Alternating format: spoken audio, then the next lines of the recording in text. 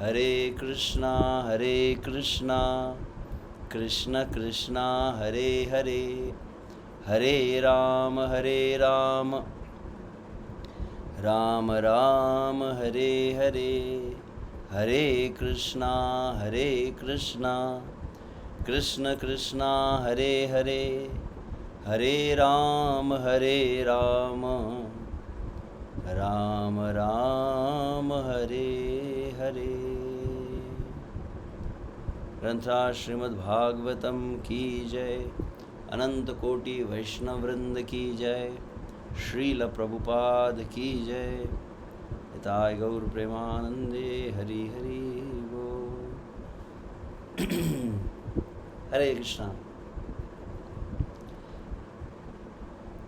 नित्यम भागवत सेवा के अंतर्गत उपस्थित समस्त भक्तों का सादर अभिवादन।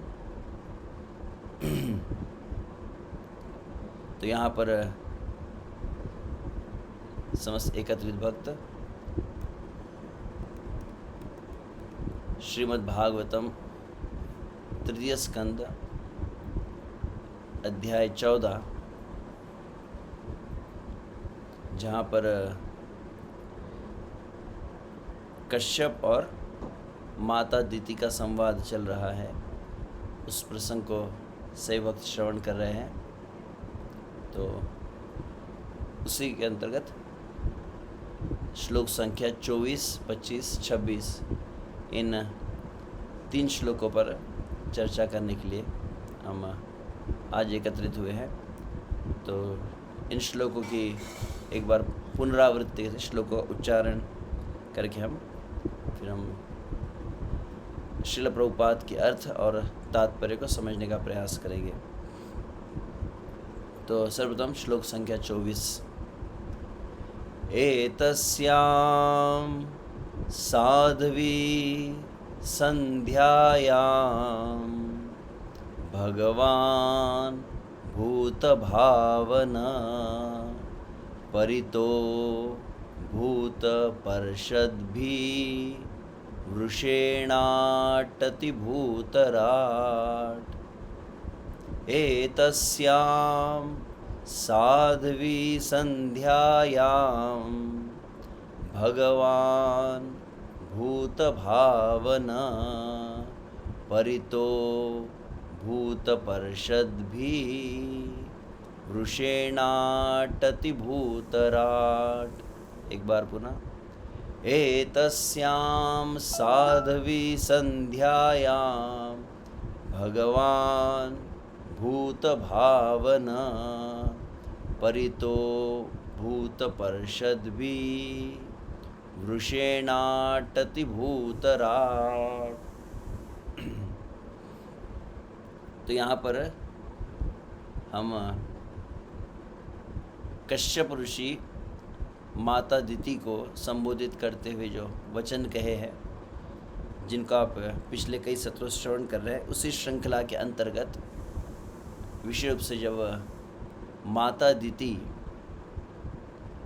कश्यप मुनि की ओर काम भावना से युक्त होकर जब आकर्षित हुई है और उन्हें अपने मन की उस कामना को प्रकाशित किया है, तब अंततः कश्यप मुनि इन वचनों को कह रहे हैं जिनको हम सुन रहे हैं। तो एतस्याम साध्वी संध्यायां भगवान भूत भावना परितो भूत परिषद्भि वृषेणाटति भूतराट। तो श्लोक का शब्दा अनुवाद तात्पर्य श्रील प्रभुपाद के कुछ भाग को पहले देखेंगे। एतस्याम मतलब यहाँ। तो हम शब्दार्थ को प्रभुपाद के शब्दों में देखते हैं। साध्वी करके संबोधित किया है। सती साध्वी है जो अपने पति परायण है, और साध्वी का अर्थ यह भी होता है कि उससे अपेक्षा की जा रही है कि वो साधुता से युक्त आचरण को करे। यह स्मरण दिलाने के लिए भी साध्वी शब्द कहा गया। संध्यायाम वह जो वेला है, संधि कहते हैं। संधि मतलब संस्कृत में अगर आप जानते होंगे, दो वस्तु जब जोड़ा जाता है तो उसको संधि कहते हैं। जैसे प्रत्येक युग की भी संधि होती है। कलौ प्रथम संध्यायाम। भगवान श्री कृष्ण चैतन्य महाप्रभु जब प्रकट हुए तो वहाँ पर भविष्यवाणी की जाती है कि शची गर्भे पुरंदरात, माता शची के गर्भ से जगन्नाथ मिश्र के निवास स्थान पर कलौ प्रथम संध्यायाम, कलयुग की प्रथम संध्या में। और उसी प्रकार से भगवान श्री कृष्ण जब अवतरित तो कहा जाता है कि द्वापर की अंतिम संध्या में। तो प्रत्येक युग का प्रारंभ को और युग के अंत को भी संध्या कहा जाता है, क्योंकि वो युग का फिर परिवर्तन होने वाला है। तो वैसे ही दिन और रात्रि के मध्य का जो समय होता है, मतलब दिन का अस्त होता है, सूर्य का अस्त होता है, और चंद्र का उदय होता है। सूर्य का अस्त होने पर दिवस का अंत होता है, और चंद्र का उदय होने पर रात्रि का प्रारंभ होता है। तो उसके मध्य का जो काल है उसको संध्या कहा जाता है। तो ऐसे 3 संध्या रहती है। प्रातः के समय एक संध्या होती है, मध्याह्न में संध्या होती है, और रात्रि के समय। तो विशेष रूप से यह रात्रि के समय में सूर्यास्त होने के समय की संध्या का वर्णन करते हुए कह रहे हैं एतस्याम साध्वी संध्यायाम। यह जो काल है, ये काल का कुछ विशेष महत्व है, उसको कह रहे हैं। एतस्याम साध्वी संध्यायाम। भगवान किसे कहा जा रहा है यहाँ पे? शिव जी के लिए भगवान शब्द उनकी विशेष महत्ता को बतलाने के लिए, उनके प्रभाव को बतलाने के लिए उन्हें संबोधित किया। भगवान भूत भावना, बहुत सुंदर शब्द, भूत भावना। श्रील प्रभुपाद वहाँ पर अनुवाद किए है, भूतों के हितैषी। जो अत्यंत तामसिक जीव होते हैं उनका भी हित करना चाहते हैं, उनको भी क्रमशः जो रजोगुण और फिर क्रमशः सतोगुण तक उठाना चाहते हैं, उनके कल्याण की जो कामना करते हैं। और भावना का एक अर्थ यह भी होता है, भूतानाम भावयति पालयति इति भूत भावना। तो भूत का एक अर्थ तो भूत प्रेत भी होता है, और भूत का एक अर्थ होता है समस्त जीवों को भी भूत कहा जाता है।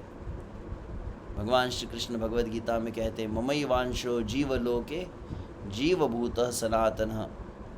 तो वहाँ पर समस्त जीवों को संबोधित करते हुए भगवान श्री कृष्ण अर्जुन से कह रहे, जीवभूतः मम एव अंशः सनातनः जीवभूतः।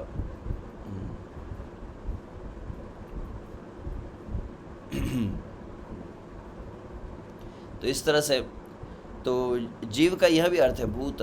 तो शिव जी के विषय में यहाँ पर संबोधन दिया जा रहा है। शिव जी के लिए प्रथम संबोधन किया गया है भगवान, दूसरा संबोधन उनके लिए दिया जा रहा है भूत भावना।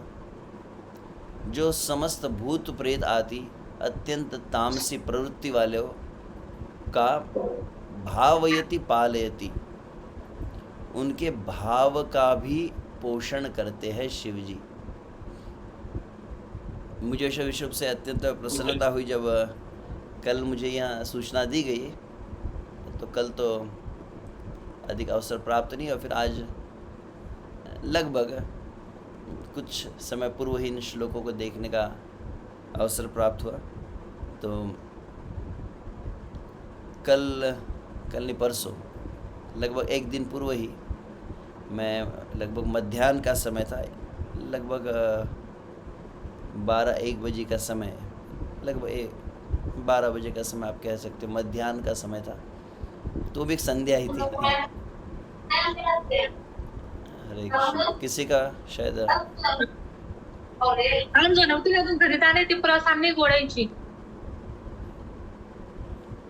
भक्त अनुरोध ज्वाइन करते हुए कृपया म्यूट है।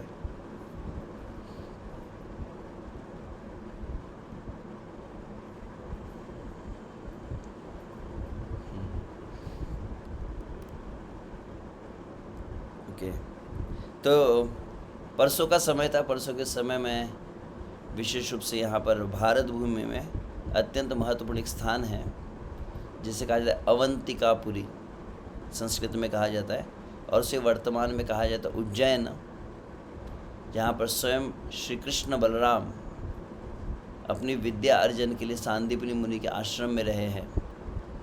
और यह वही स्थान है जहाँ पर शिव जी के प्रमुख जो द्वादश स्थान कहे जाते हैं, उसमें से एक स्थान है यह अवंतिकापुरी, उज्जैन, जहाँ पर शिव जी अपने महाकाल स्वरूप में हैं।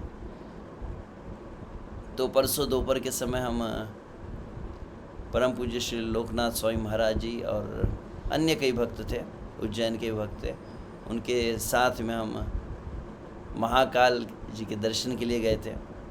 और चूँकि महाराज जी थे तो वीआईपी दर्शन भी था। तो वैसे इसके पूर्व मैं गया हूँ महाकाल के दर्शन के लिए, परंतु वो विशेष समय था कि मैं लगभग, शायद कह सकते लगभग 10 मिनट हमको सामने बैठने मिला। तो बहुत, मैं कुछ वक्त से कल ही कह रहा था इस बात को कि विशुभ से इसके पूर्व भी अनुभव रहा है। शिव जी के सम्मुख जब बैठा जाता है विशुभ से, हृदय से उन्हें भगवान श्री कृष्ण के अन्यतम भक्त है, भगवान श्री कृष्ण अत्यंत महान भक्त है, उस रूप में जब उन्हें हम देखते हैं और हृदय से अगर प्रार्थना करते हैं भगवत भजन के लिए, तो आप देखेंगे बहुत अधिक आपकी भजन की लालसा में वृद्धि होने लगती है। कईयों का अनुभव यहाँ रहा है, विशेष रूप से जो वैष्णव हुए हैं, भगवान श्री कृष्ण के भक्त हुए हैं, उनके जीवन में कहीं न कहीं प्रत्यक्ष या अप्रत्यक्ष रूप से शिव जी की कृपा विशेष रही है, जिन्हें हम वैष्णवानाम यथा शंभु कहते हैं। तो भक्तों के भावों का वो पोषण करते हैं। ये भूत भावना शब्द पर मैं थोड़ा रुक गया विचार के लिए। तो भूत भावना का एक अर्थ तो ये है कि जो भूत प्रेत के हितैषी है, परंतु भूत भावना का जो भक्तिमय और एक अर्थ बतलाया जाता है आचार्य द्वारा, वह है कि शिव जी को भूत भावना, इसके अन्यत्र भी कहा गया है, विशेष रूप से जब समुद्र मंथन होता है और समुद्र मंथन में देवता असुर द्वारा सर्वप्रथम हलाहल विष प्राप्त किया जाता है, जिसके कारण संपूर्ण ब्रह्मांड में हाहाकार छा जाता है। सब त्राहि माम रक्ष माम पाहि माम जोर जोर से पुकारने लगते हैं। तब स्वयं साक्षात भगवान श्री हरि प्रकट होकर कहते हैं कि एक में उपाय है इस हलाहल विष को जो ग्रहण कर सकता है, और वे कौन है? तो बोले महादेव। और तब वहाँ पर कहा जाता है, बहुत सुंदर, सुखदेव गोस्वामी शिव जी की स्तुति में कहे, तप्यन्ति लोकतापेन प्रायश साधवो जना परम आराधनम तद्धि पुरुषस्य अखिलात्मनः। उसके पूर्व का एक श्लोक आता है, मुझे भी 8वां स्कंद इसलिए स्मरण हुआ, just a minute, it's in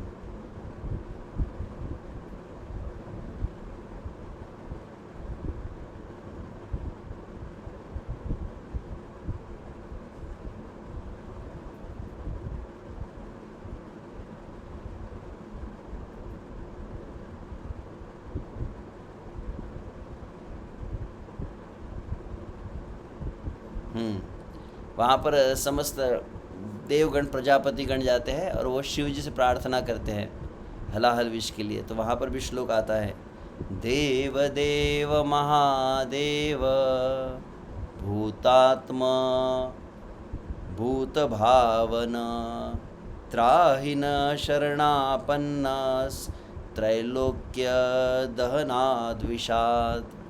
वहाँ पर इस बात को भी कहा गया है, देव देव महादेव भूतात्मन भूत भावना कहा गया वहाँ पर भी, जो समस्त जीवों के हृदय को जानते, इसलिए भूतात्मन और भूत भावना समस्त जीवों के भावों का जो रक्षण करते हैं, विशेष रूप से भक्ति भाव का रक्षण करने वाले हैं वे शिव जी। तो त्राहिमाम शरणापन्नम त्रैलोक्या दहनाद विषाद, इस बहुत ही भयंकर हलाहल विष से तीनों लोक जो जल रहे झुलस रहे हैं, तो त्राहिमाम कृपया हमारी रक्षा कीजिए। वहाँ पर वे कहे हैं शिव जी से। तो शिव जी है जो विष को धारण करते जीवों के कल्याण के लिए। तो समस्त जीवों का कल्याण का विचार करते हैं, समस्त जीवों के भक्ति भाव का रक्षण करते हैं, उसका पोषण करते हैं, इसलिए शिव जी एक नाम हुआ भूत भावना यहाँ पर कहा जाए। तो एतस्याम साध्वी संध्यायाम, हे दीति तुमसे साधुता की अपेक्षा की जा रही है। ये संध्या की वेला में, संध्या की वेला की महत्ता बताते हुए भगवान भूत भावन, वे भूतों के हितैषी है, वे परम भगवान जो महादेव जी है। परितः भूत परिषद, क्षमा चाहता हूँ ज़रा वो टाइपिंग प्रिंट जो गलत हुआ। तो परितः मतलब घिरे हुए रहते। शिव जी किन से घिरे हुए रहते हैं? भूत परिषद कहा गया है। तो उनके जो पार्षद गण होते हैं, उनके एसोसिएट्स, उनके अनुयायी, उनके अनुचर कौन है? विश्व से भूत प्रेत पिशाच आदि। तो शिव जी है, शिव जी किन से घिरे हुए? भूत प्रेतों से घिरे हुए। और शिव जी किस पर आरूढ़ होते? तो वृषेण अटति भूतराट। तो वृषेण, वृषभ कहते हैं, वृषभ बैल को कहा जाता है। तो वृषेण मतलब वृक्ष के ऊपर, बैल के ऊपर, मतलब बैल की पीठ पर आरूढ़ होकर अटति। अटति मतलब, अटति शब्द कहाँ आता है? भागवत के 10वें स्कंद में भी, जब गोपियाँ श्री कृष्ण का स्मरण करती है, श्री कृष्ण वृंदावन में गौओं को चराने जाते हैं, तब गोपियाँ क्या कहती है? अटति यद् भवान् अन्निकाननम् त्रुटिर्युगायते त्वाम पश्यताम्। वहाँ पर गोपियाँ श्री कृष्ण देती कि हे श्री कृष्ण, अटति यद भवान अन्निकाननम, दिन में, अन्नी मतलब दिन, दिवस में, जब काननम वन में, अटति आप जब भ्रमण करते हैं, अटति यद भवान अन्निकाननम त्रुटिर्युगायते त्वाम अपश्यताम। तो त्रुटि मतलब निमेष मात्र का काल जो है युग के समान प्रतीत होता है, जब श्री कृष्ण आप हमारे नेत्रों से ओझल हो जाते हैं और वृंदावन में भ्रमण करते हैं। तो वहाँ पर भी काननम अटति शब्द है। तो यहाँ पर संस्कृत में शब्द कौन सा है? अटति। एक विशेषता है, मराठी भाषी यदि कोई होता है तो मराठी भाषा में भक्तों के द्वारा भाव को बहुत ही रसमय रूप से रखा जाता है। जिन शब्दों में उसे कहा जाता है अभंग, मराठी में तो अभंग कहा जाता है। वैसे ही हिंदी में अलग अलग कुछ पद होते हैं। भगवान श्री कृष्ण चैतन्य महाप्रभु की लीला को जब सुनते हैं तो बंगाली भाषा में आप बहुत सुंदर भावनाओं को आचार्य के द्वारा सुनते हैं। तो भाषा का ज्ञान होने पर क्या होता है? बोले उस भाषा के द्वारा आप विशेष भाव के रस का आस्वादन कर सकते हैं। तो नित्य प्रति हम जो भागवत को सुनते हैं, भगवान श्री कृष्ण चैतन्य महाप्रभु के पद चिन्हों पर चलते हुए श्रील प्रभुपाद अपने अनुयायियों से क्या अपेक्षा करते हैं? क्या हमने नित्य प्रति भागवत का पाठ करना चाहिए? भागवत का पाठ तो समस्त जगत में किया जाता है। पाठ मतलब जैसे नन्हे बालक जो किताबों को पढ़ते हैं, तो पाठ करने के लिए तो नहीं कहा गया है, पढ़ने के लिए कहा है। नहीं, अच्छा क्या करना चाहिए फिर? पढ़ने के लिए न्यूज़पेपर होता है। परंतु दुर्भाग्य क्या है? बोले, मैंने सुना एक वक्त कह रहे थे कि वर्तमान में दुर्भाग्य है, लोग जो है न्यूज़पेपर को स्टडी करते हैं और भागवत को रीड करते हैं। तो आइडियली न्यूज़पेपर स्टडी वाली बात नहीं है। संसार के स्टडी क्या करना है? अध्ययन कहा जाता है उसे, अध्ययन। तो अयन होता है ना, अयन मतलब एक तरह से जैसे होता है ना, अयन मतलब शयन होता है। जी, शिरोदक्षाई गर्भोदक्षाई जो विष्णु होते हुए क्या शयन करते हैं, तो अयन का है। अयन मतलब लेटना भी होता है। तो उसमें बुद्धि को पूरी तरह से समाविष्ट जब किया जाता है। एक होता है केवल लिप सर्विस, उसको कहते हैं reading. But when you invest your intelligence, तो धी मतलब बुद्धि होता है, तो अध्ययन में धी आता है बीच में। तो अधिक बुद्धि को पूरी तरह से जब इसमें आप तल्लीन कर देते हैं, उसको कहेंगे अध्ययन। तो श्रीमद् भागवत को पढ़ना नहीं चाहिए, तो क्या भागवत का अध्ययन करना चाहिए? नहीं। करना क्या चाहिए? तो वहाँ पर श्री कृष्ण चैतन्य महाप्रभु बताए हैं, सजातीय स्निग्धाशय साधु संगो स्वतो वरे श्रीमद् भागवत अर्थानाम आस्वादय रसिको ही सह। बहुत सुंदर वचन है जहाँ पर वो कहते कि सजातीय, सजातीय मतलब ऐसे जो भक्त हैं एक ही जाति के, एक ही जाति मतलब जाति के अब बहुत विस्तार से अर्थ है, उसको मैं अधिक, वो विषय वस्तु हमारी है नहीं।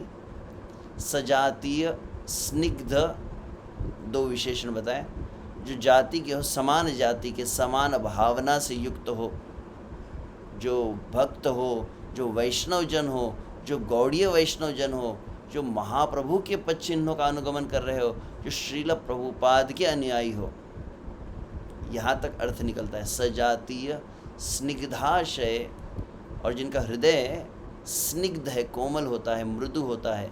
सजातीय स्निग्धाशय साधु संग, ऐसे साधुओं की संगति में। कैसे साधु? स्वतः वरे, स्वतो वरे, जो हमसे थोड़ा अधिक भजन में परिपक्वता को प्राप्त किए हैं, हमसे अधिक अनुभव साक्षात्कार गुरुजनों की परंपरा की कृपा को प्राप्त किए हैं, तो वरिष्ठ वैष्णव की संगति में। तो सजातीय स्निग्धाशय साधु संग स्वतो वरे श्रीमद् भागवत अर्थानाम, भागवत के श्लोक के शब्द के अर्थ, श्रीमद् भागवत अर्थानाम आस्वादय रसिको ही सह, भागवत के अर्थों का आस्वादन रसिक, जो रस ले सकता है, भागवत में रस लेना जानता है, ऐसे भक्तों की संगति में भागवत का श्रवण किया जाता है। इसलिए मैं कहा क्योंकि यहाँ पे ये मेरी व्यक्तिगत अपना एक पद्धति है। मतलब कुछ लोग केवल अर्थों को ही ढूंढते हैं, कुछ लोग डायरेक्ट शिक्षाओं पर जाते हैं, परंतु मूलतः जिस तरह से सुखदेव गोस्वामी भागवत के द्वितीय स्कंद में कहे, चित्त की शुद्धि कैसे होती है, चित्त में श्री कृष्ण के प्रति भाव कैसे उदित होता है, तो बताया जाता है कि एकैकशो अंगानि धियानुभावेत पादादि यावदसितम गदावृतः, कि भगवान श्री कृष्ण के दिव्य स्वरूप का जब हम दर्शन करते, एक एक अंगा, एकैकशो अंगानि धियानुभावेत, बहुत ही बुद्धि को लगाकर भावपूर्वक बहुत दीर्घ काल तक एक एक श्री कृष्ण के अंगों को निहारना चाहिए। कैसे? पादादि यावद हसितम गदावृत, पाद आदि मतलब चरणों से प्रारंभ करके फिर कमर है, वक्षस्थल है और अंततः स्मित मुखमंडल जो है। तो जितना अधिक इसको चित्त को लगाते हैं रूप में, उतना अधिक हृदय पवित्र होता है और श्री कृष्ण के प्रति भाव उदित होता है। उसी भांति श्रीमद् भागवत क्या है? तो कहा जाता है कि तेने वांग्मय मूर्ति प्रत्यक्ष वर्तते हरि, भगवान श्री कृष्ण का वांग्मय स्वरूप, वांग्मय वाणीमय, साउंड इनकारनेशन।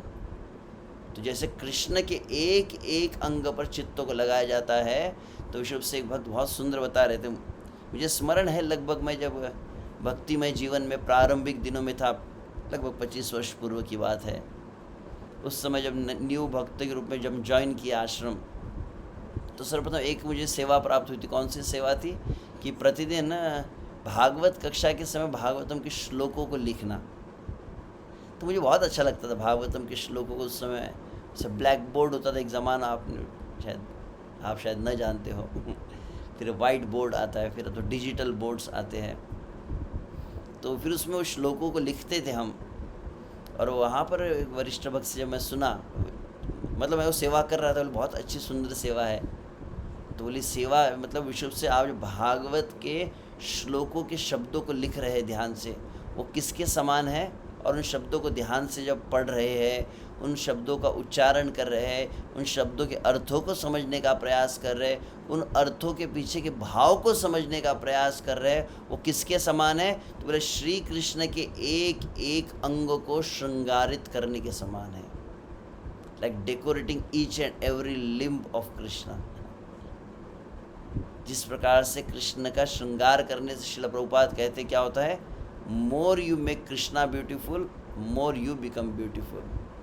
जितना अधिक आप श्री कृष्ण को सजाते उतना अधिक आप सुंदर हो जाते हैं। वैसे जितना अधिक भागवत के शब्दों पे अपने चित्त को रोकने का प्रयास करते हैं उतना अधिक आपका चित्त श्री कृष्ण में लगने लगता है।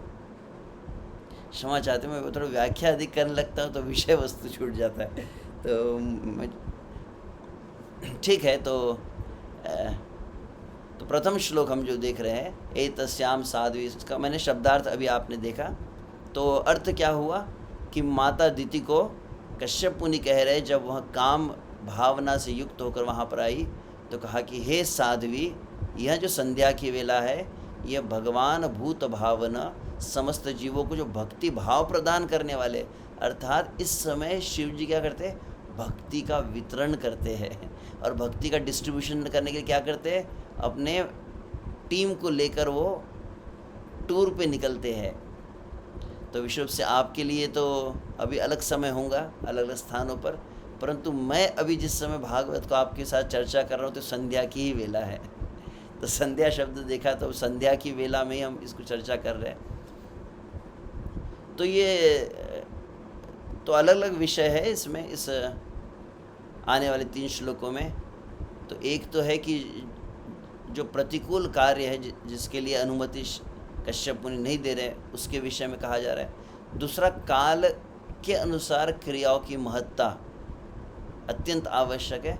और तीसरा विषय वस्तु देखते समय के अनुसार विचार करेंगे और वह है शिव जी की महिमा को 3 श्लोकों में बहुत विस्तार से कहा गया है। शिव जी का बहुत सुंदर जो स्वरूप है उसका वर्णन किया गया है। तो सर्वप्रथम एतस्याम साध्वी संध्यायाम भगवान भूत भावना, उसके अंतर्गत एक विशिष्ट शब्द का प्रयोग किया है, वह है संध्यायाम। तो संध्या का काल जो होता है, संपूर्ण दिवस को 24 घंटों को भिन्न भिन्न काल में विभाजित किया जाता है और उसके अंतर्गत विशेष रूप से यह जो आध्यात्मिक जीवन में प्रगति करना चाहते हैं, जो भगवान के प्रति विशेष भाव को प्राप्त करना चाहते हैं, उनके लिए अत्यंत आवश्यक इन बातों को ध्यान रखें, किस काल में कौन सा क्रिया को किया जाए। इस संसार में भी आप देखते हैं अलग अलग प्रकार की क्रियाएं होती हैं जो काल के आधार पर ही सफलता को प्रदान करती है। मान लीजिए जैसे कोई व्यक्ति किसान हो, किसान को सफलता कैसे प्राप्त होती है, अपने खेती जब करता है तो बोले एक ऋतु होती है, किस समय उसको, जो किसान होता है उसको पता होता है किस समय बीज बोना होता है, किस समय मतलब हल जोतना होता है, बीज डालना पड़ता है, किस समय अलग प्रकार की जो भी प्रोसेस होती है, सही समय पर सही अगर अनुमान वह लगाकर कार्य करता है तो उसे फसल प्राप्त होती है। उसी भांति इस संसार में कुछ लोग व्यवसाय आदि करते हैं, व्यवसाय में भी क्या कहते हैं, उसे कहते हैं बिजनेस का सीज़न होता है, दिवाली ऑफर चलता है, कभी कभी अलग फेस्टिवल ऑफर्स रहते हैं, तो एक विशिष्ट समय होता है। कई बार हम अलग अलग स्थानों पर मंदिरों में सत्संग का कार्यक्रम होता है और सत्संग का कार्यक्रम अधिकांशतः शाम के समय होता है और उस समय कई ऐसे बड़े बड़े कोई उद्योगपति व्यवसायी होते हैं, उनको जब हम इनवाइट करेंगे, प्रभु जी आइए आज बहुत बड़ा फेस्टिवल है, शाम के समय मंदिर में कीर्तन का है, कथा का कार्यक्रम है, तो कहते प्रभु जी तो बिजनेस का टाइम है हमारा। संध्या के काल में उनके विशेष जो भी ग्राहक आदि होते हैं उनकी वृद्धि हो जाती है, उस समय तो बोले हम हिल भी नहीं सकते जगह से अपने। तो आप देख रहे हैं मैंने दोनों उदाहरण जो बतला है, तो समय का बहुत प्रभाव होता है। तो विश्व से कली काल का विषय में जैसे कहा गया है श्रीमद् भागवतम में, सुखदेव गोस्वामी भी जब वर्णन किए हैं 12वें स्कंद में, तो वहाँ पर भी इस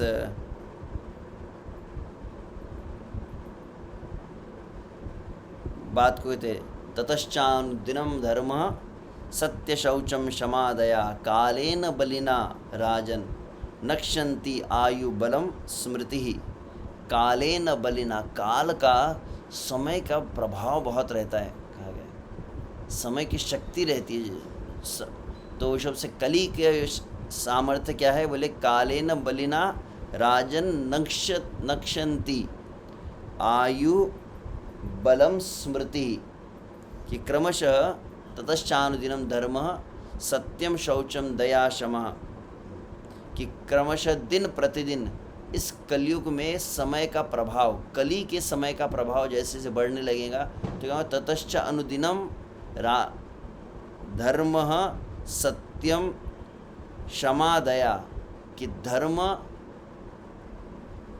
में क्रमशः धर्म का नाश, सत्य का नाश, क्षमाशीलता का नाश, दया का नाश, आयु का नाश, बल का नाश और स्मृति का नाश, सब नक्षंती अनुदिनम दिन प्रतिदिन नष्ट होता जाएगा।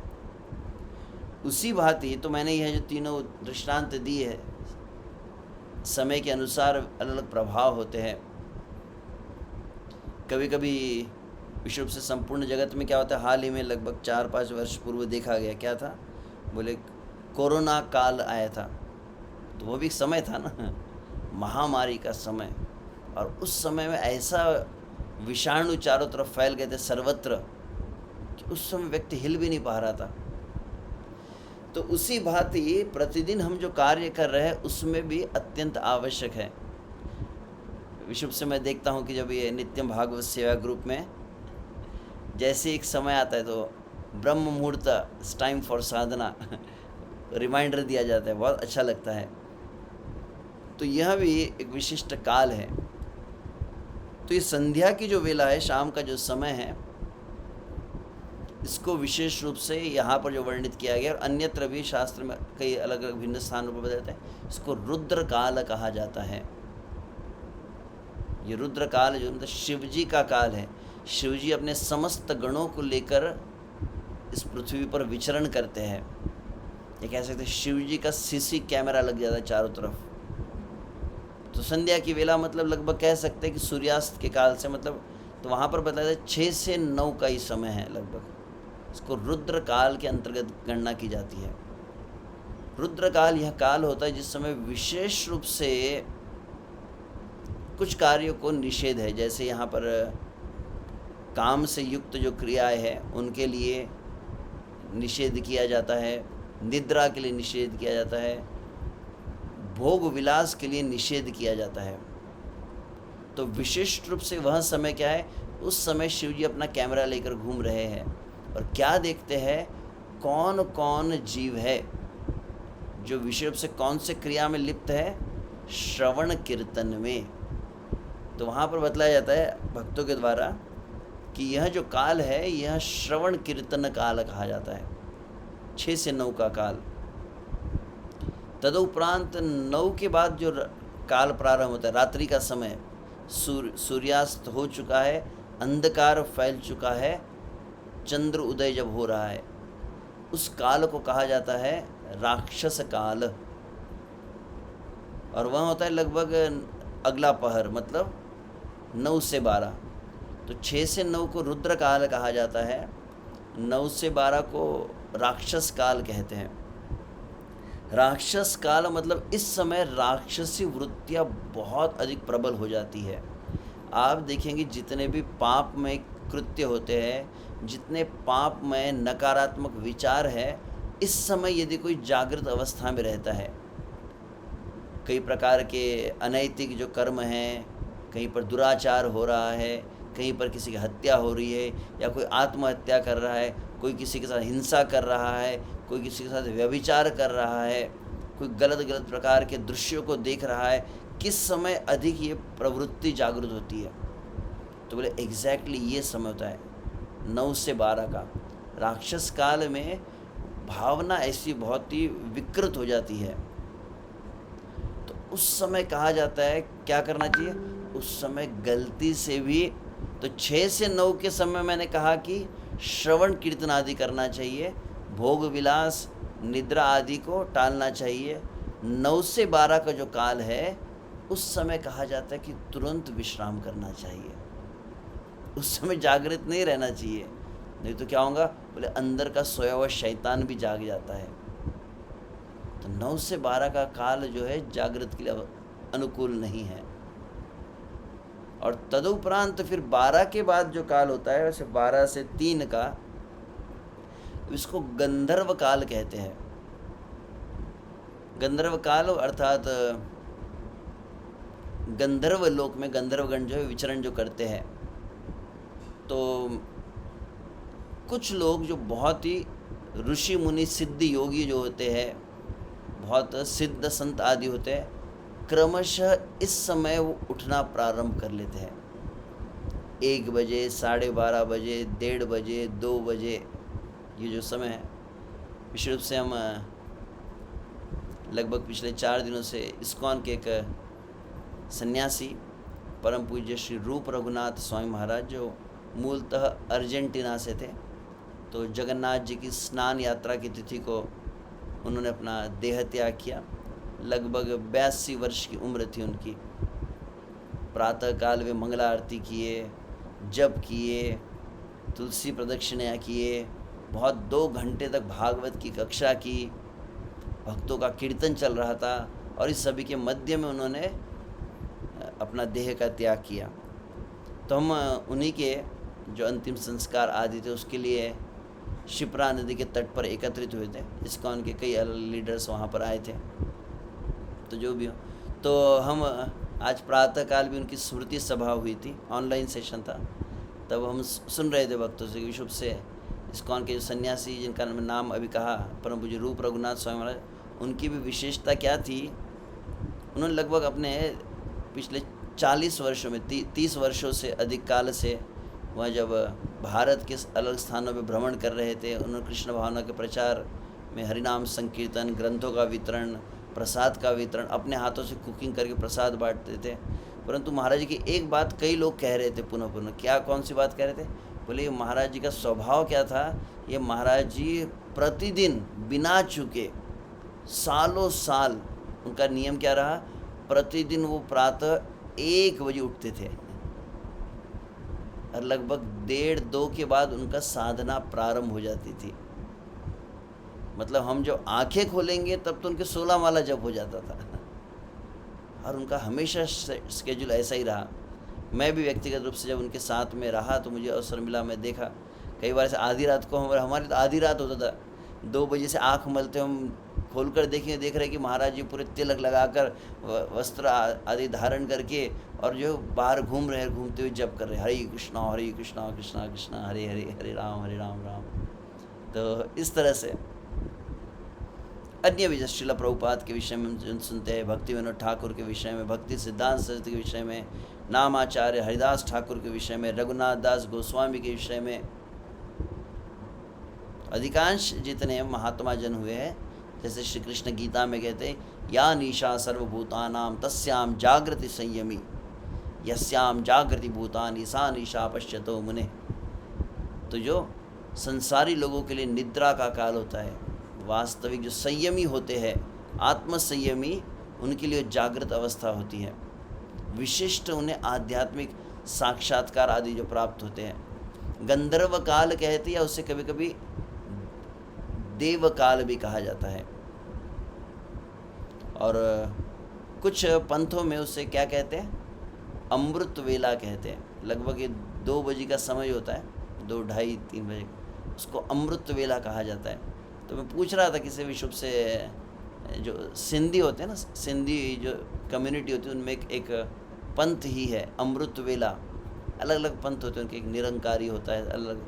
तो अमृत वेला मतलब एक विशेष समय होता है जब अमृत की वर्षा होती है, और उस समय बहुत ही विशिष्ट कुछ अलौकिक आध्यात्मिक अनुभूतियाँ होती है। उस समय जो साधना की जाती है, श्रील जगन्नाथ दास बाबा जी और गौर किशोर दास बाबा जी महाराज का संवाद है, जिसमें श्री गौर किशोर दास बाबा जी महाराज जगन्नाथ दास बाबा जी से पूछते हैं कि मंत्र सिद्धि कैसे प्राप्त हो, मंत्र सिद्ध कैसे हो। मंत्र सिद्ध मतलब मंत्र के, प्रत्येक मंत्र के एक देवता होते हैं। तो जैसे हरे कृष्ण महामंत्र मतलब राधा और कृष्ण का युगल मंत्र है। तो मंत्र सिद्ध होना मतलब मंत्र देवता को प्रकट करना मंत्र के उच्चारण से। मतलब हरे कृष्ण महामंत्र का उच्चारण करके श्री कृष्ण के नाम के साथ में श्री कृष्ण का रूप गुण आदि प्रकट होना, इसके लिए मंत्र सिद्ध होना। तो वहाँ पर गौर कृष्ण दास बाबा जी ने ये जब जिज्ञासा की है, तब वहाँ पर जगन्नाथ दास बाबा जी बतलाए हैं। उन्होंने जो समय कहा है, यह आप कितना लेंगे प्रभु जी, ये तो कुछ बात हजम नहीं हो रही है, हम इतना तो सोचे नहीं थे, परंतु जो है सो मैं बता रहा हूँ। जगन्नाथ दास बाबा जी जो कहे हैं कि मंत्र सिद्ध कैसे होता है, तो उन्होंने कहा कि 2 से 6 ये समय उन्होंने बताया। 2 से लेकर 6 तक निरंतर यदि आप constant absorption in the spiritual sound vibration, पूर्णतः मंत्र में मन को जब लगाया जाता है, हरे कृष्ण कृष्ण कृष्ण हरे हरे, हरे राम राम राम हरे हरे, हरे कृष्ण कृष्ण कृष्ण हरे हरे, हरे राम राम राम हरे हरे, तब विशेष नाम की कृपा प्राप्त होती है। तो मैं जो कह रहा था कि विश्व से रुद्र काल 6 से 9, 9 से 12 राक्षस काल, 12 से 3 गंधर्व काल, 3 से 6 उसको फिर ब्रह्म मुहूर्त या ब्रह्म काल भी हम कहते हैं। तो ब्रह्म शब्द का अर्थ हो जानते हैं, ब्रह्म अर्थात आत्मा, और ब्रह्म का एक अर्थ होता है पर ब्रह्म भगवान श्री कृष्ण। तो ब्रह्म काल का ब्रह्म मुहूर्त शब्द बार बार मैं देखता हूँ, इसमें नित्यम भागवत से ग्रुप में आता है। तो अभी जब संध्या शब्द सुना तो मेरे मन में वही विचार जो चल रहे थे, उससे कह रहा हूँ। सॉरी, आई एम नॉट मैं पूरा यह 3 श्लोक नहीं देख पाया था। तो जो भी हो, तो ब्रह्म काल का अर्थ है एक विशिष्ट समय, जिस समय तुरंत आपको ब्रह्म अर्थात आत्मा की अनुभूति और ब्रह्म अर्थात श्री कृष्ण की अनुभूति सर्वाधिक जिस समय हो सकती है, उसको कहा जाता है ब्रह्म मुहूर्त का काल। तो वो 3 से 6 का होता है, और उसके उपरांत तो फिर 6 के बाद साधन का समय नहीं रहता, जो भी है। तो और साथ ही में अगर इन काल के विषय में कहा जाए तो सूर्य का अस्त हो रहा है, आप जानते हैं, संध्या के समय में चंद्र का उदय हो रहा है। तो मतलब लगभग 6 के बाद में क्या होता है, सूर्य का अस्त हो गया ना। सूर्य बुद्धि के देवता कहलाते हैं, चंद्रमा मन के देवता कहलाते हैं। मन पर जिनका अधिष्ठान है, मन पर जिनका नियंत्रण है, वे चंद्रमा है, और बुद्धि पर जिनका नियंत्रण है वे है सूर्य। तो सूर्यास्त के उपरांत क्या होता है, बोले चंद्रोदय प्रारंभ हो रहा है। तब क्या होता है, बोले वह जो काल होता है उस समय, चूँकि वे मन के देवता है, तो उस समय मन क्रमशः धीरे धीरे धीरे धीरे चंचल वृत्ति को प्राप्त होना शुरू होने लगता है। विशेष रूप से बहुत जब देर होने लगता है, मतलब जैसे 8 बज जाता है, 9 बज जाता है, 9 के बाद 9:30, फिर चंद्र उदय हो गया। चंद्र उदय जब हो गया तो बोले मन हाइपर एक्टिव होने लगता है। मतलब इसका अर्थ क्या होता है, रात्रि को 9 के बाद जो लोग जागते हैं उनके जीवन में क्या परिणाम देखा जाएगा। सबसे पहले उनके जीवन में मन में चंचलता की वृद्धि होने लगेगी। जो जल्दी सोकर प्रातःकाल उठते हैं उनमें सात्विकता आती है, तो मन की चंचलता धीरे धीरे रुकने लगती है। परंतु जो रात्रि में चंद्र उदय हुआ है तो मन क्या हुआ, हाइपर एक्टिव हो गया, तो मन चंचल स्वभाव को प्राप्त होने लगता है। और इसका और एक दूसरा परिणाम क्या है, मन में जब चंचलता होती है तो मन में चंचलता से मन क्या करता है, स्वाभाविक रूप से असत वृत्ति को धारण करता है। असत वृत्ति मतलब गलत प्रकार की आदतें, गलत प्रकार की जो अनर्थ दोष है, इनकी वृद्धि होना। तो चंद्रोदय के समय अगर आपने शयन किया, समय कीजिए, चंद्रोदय के समय अगर आप जागते रहे तो चंचल स्वभाव की प्राप्ति, और चंचल स्वभाव से अनर्थ और दोषों की वृद्धि होने लगती है। इसके ठीक विपरीत यदि देखा जाए तो मैंने कहा कि सूर्य कौन है, तो बुद्धि के देवता है। तो प्रातः काल की जब वेला होती है, जो बार बार बहुत अधिक जोर दिया जाता है ब्रह्म मुहूर्त की वेला के बारे में, तो उसकी कौन देवता है? तो बुद्धि है। तो भाई जैसे सूर्योदय का काल समीप आने लगता है, तत्क्षण कोई उठ जाता है, तो बोले कि उस समय तुरंत बुद्धि जो है बहुत ज़्यादा शार्प होने लगती है, बुद्धि में बहुत अधिक सात्विकता आने लगती है। इसके विपरीत सूर्य उदय के समय यदि कोई व्यक्ति शयन करता रह गया तो बुद्धि का ह्रास होना प्रारंभ हो जाता है, बुद्धि का नाश होना प्रारंभ हो जाता है, स्मृति नष्ट होना प्रारंभ हो जाती है। ये विशिष्ट बात है। और यदि कहा जाए, अगर यहाँ पर हम चर्चा सुन ही रहे तो इस विषय अगर स्पष्ट रूप से कहा जाए तो मनु संहिता में के शब्द है, मैं अपनी बात तो कह नहीं रहा हूँ, शास्त्र के वचन कह रहा हूँ। केवल एक यहाँ पर ये जो शब्द आया था संध्यायाम, उसी शब्द पर ही मैं विचार किया केवल आज, बाकी शब्द तो रह गए, शिव जी की महिमा तो एक तरफ रह गई। तो संध्यायाम में मतलब काल की महत्ता को मैं कह रहा था। तो मनु महाराज तो यहाँ तक कहते हैं, मनु संहिता में होता है, ब्रह्म मुहूर्तेस्तु या निद्रा सर्व पुण्यशय कारिणी। यह मनुस्मृति के वचन हैं मनु महाराज के। क्या कहा गया? ब्रह्म मुहूर्तेस्तु या निद्रा, कि ब्रह्म काल जब आ जाता है, जैसे सूर्य का उदय होने का पूर्व का जो काल है, लगभग सूर्य उदय के 1.5 घंटे पूर्व, अधिकांशतः लोग 3:30 कहते हैं, 3:30। प्रभुपाद ने वैसे कहा है मैक्स 4 कहा है, at the most by 4 one should must wake up. तो प्रातः की जितनी महत्ता है, मैं एक वक्त सुन रहा था कि विश्व से संध्या की उतनी महत्ता रहती है। प्रातः आपको बहुत सैक्रेड समझ, उसकी पवित्रता बनाए रखनी होती है। आपके घर में आप देखते हैं, आपके घर में अलग अलग स्थान होते हैं। एक होता है आपका बेडरूम होता है, एक आपका डाइनिंग रूम होता है, एक आपका क्या ड्राइंग रूम कहते हैं, डाइनिंग रूम होता है, बेडरूम होता है, किचन होता है। अलग अलग स्थान अलग अलग क्रियाओं के लिए होता है। वैसे भगवान के लिए एक विशेष स्थान आप रखते हैं, डीटी रूम कहते हैं उसे, या उस डीटी रूम में विश्व से गर्भगृह कहा जाता है, या इस्कॉन की भाषा में कहते हैं उसको एल्टर कहते हैं, हमारा एल्टर होता है, या जिसको मंदिर की वेदी कहते हैं, पूजा घर कहा जाता है। पूजा घर की विशेषता क्या है? पूजा घर में भगवान को विराजमान किया जाता है। तो भगवान को जब विराजमान किया जाए तो क्या आवश्यक है? बोले भगवान वहाँ पर आसीन हुए तो स्थान को बहुत पवित्र रखना होता है, क्योंकि भगवान कैसे? परब्रह्म पवित्रम परमो भवान, भगवान परम पवित्र है। तो परम पवित्र की परम पवित्र सेवा करने से परम पवित्र भगवान का अनुभूति होती है। तो वहाँ पर आप ऐसा नहीं कि वहाँ पर श्री कृष्ण को विराजमान किया और वहाँ पर संसार का बाहर का रास्ते पे का कचरा आप डाल देंगे।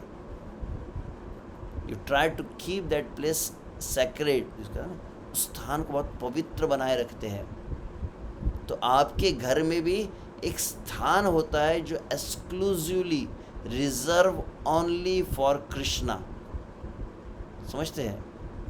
एक ऐसा स्थान है जिसको पूर्णतः आपने भगवान के लिए रिजर्व करके रखा है। उसको हम कहते हैं गर्भगृह, उसको मंदिर कहा जाता है।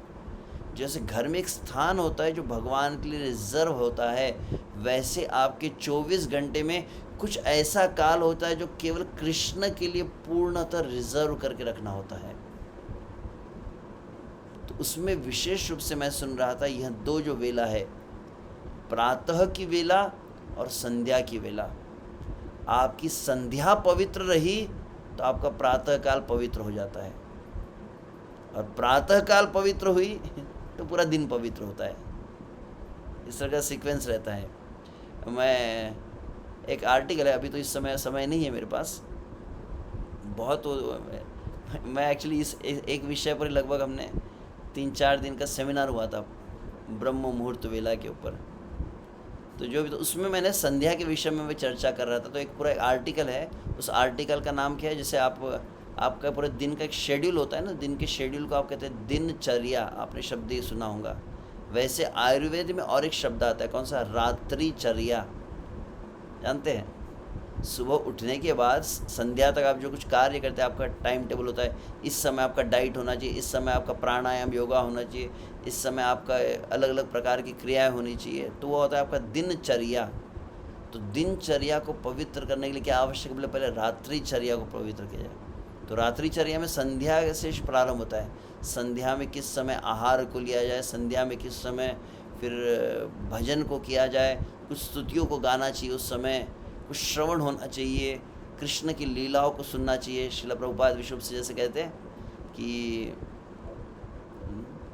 प्रातः काल में भागवत का श्रवण किया जाता है, वैसे संध्या में कृष्ण की लीलाओं का, श्री चैतन्य महाप्रभु की लीलाओं का श्रवण करना चाहिए। अत्यंत आवश्यक है उन भक्तों के लिए जो भगवान श्री कृष्ण के नाम का जप करते समय भगवान श्री कृष्ण की स्मृति को प्राप्त करना चाहते हैं।